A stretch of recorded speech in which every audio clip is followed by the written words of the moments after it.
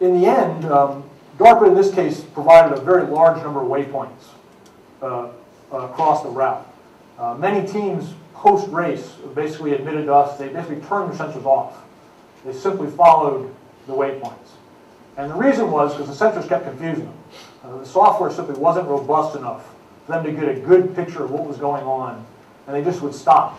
They'd stop in the middle of an open road and have no idea what to do because of the confusion in the sensor map that they were getting back. So a number of them for the actual race just turned their sensors completely off and just tried to follow our waypoints. We had waypoints in this event, I forget the density, but suffice to say, between here and the end of the room, there might have been 10 waypoints. And so if you could do waypoint following and do it well, you could have run this race. And even at that, they really couldn't do it. They got about, the CMU car got about 7.5 miles, got stuck up on a berm, and basically started a fire, actually. A little bit exciting. And where it was, it turned out, was a huge problem. One of the things we realized after the fact was the course layout really didn't help our cause. It turned out that right at the very beginning of this course was a very difficult section, relatively narrow roads, relatively steep, and basically even the few cars that got to there, couldn't handle the turn radius of turns. They couldn't deal with the steepness of the terrain, and basically nobody got very far. But there was huge enthusiasm with the community, and as I said, when the director announced, basically 12 months from this event, we're going to do it again, everybody was on board, and in fact, we got even more people interested. The real challenge then was for the community to do better.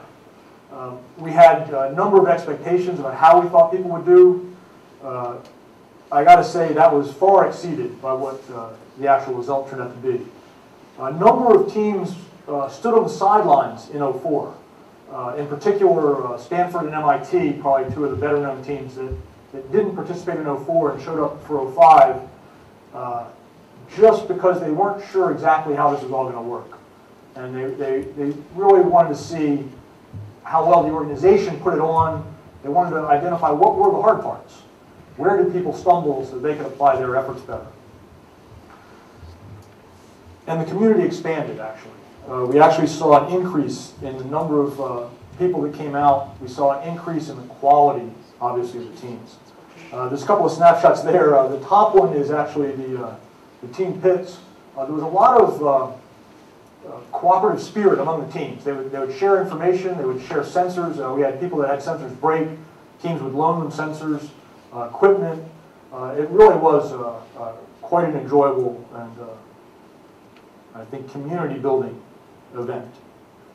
Down the bottom actually is a picture of Mr. Lewandowski's autonomous motorcycle, and there is some video out on the web. You can go find it of this thing falling over and then standing itself back up and continuing on the course.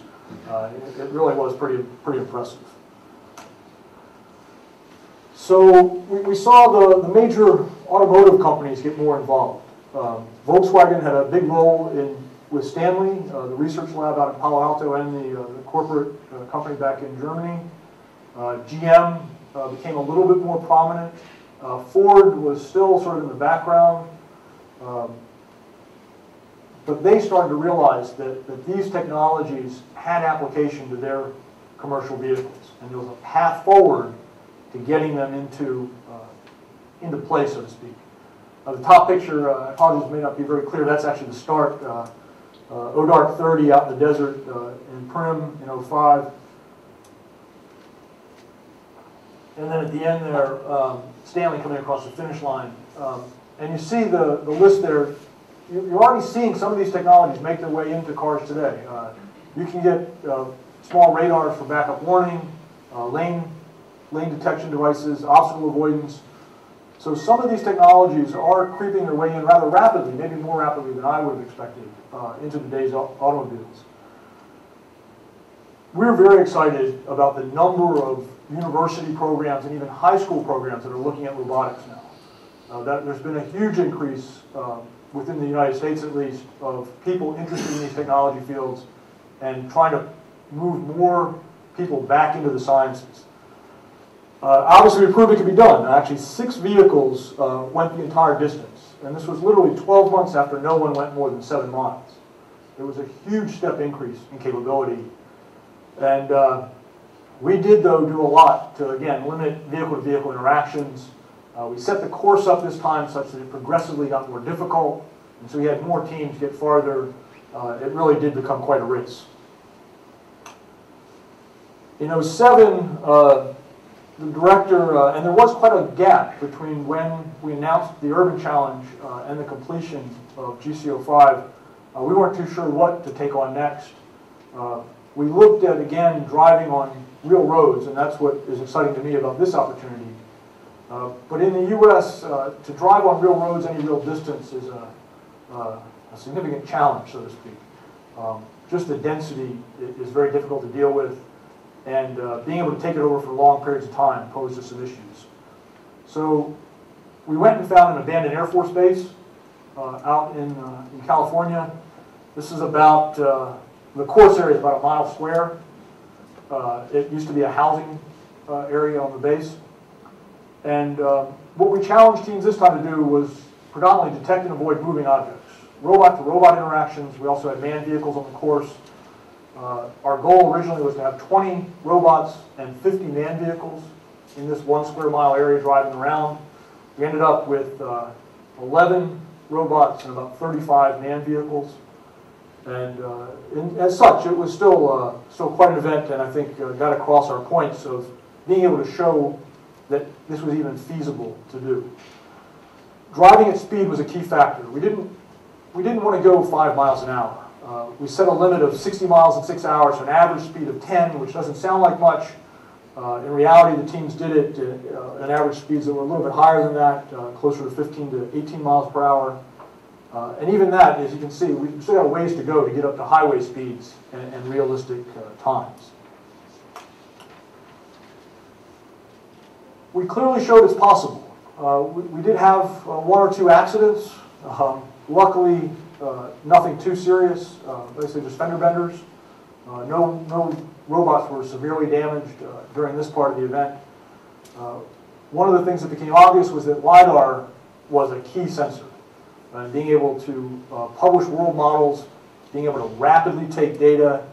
Almost all of the competitors used this spinning LiDAR system that was developed in 2005. The problem is it's very expensive. I was interested to hear the folks from DO talk about trying to move those into vehicles. I think one of the keys is going to be how to drive that cost down so that it's rational and affordable within a conventional automobile. These systems were upwards of $75,000, 6 spinning LiDARs, even the SICK LiDARs that a lot of people use, the IDEOs that gave them some more distance. You're still talking about a fair hunk of change, even compared to the cost of an entire automobile. So cost has got to be driven down to get these technologies out into the real world. The driving models were still fairly fragile. They were tuned for roads, it turned out.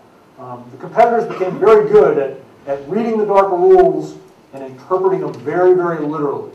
DARPA in some ways encouraged that because we tried to write rules such that people wouldn't deal with extraneous things. Unfortunately, they took that to a limit that causes some problems.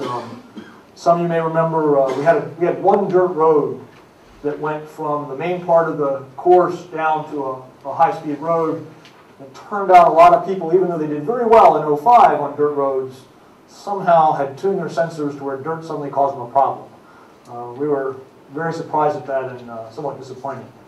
But there was a lot of increase within the community in the capability. And I've got a short video I'll show. I don't know if many of you might have seen it, but it just shows through what the race was about and what we achieved.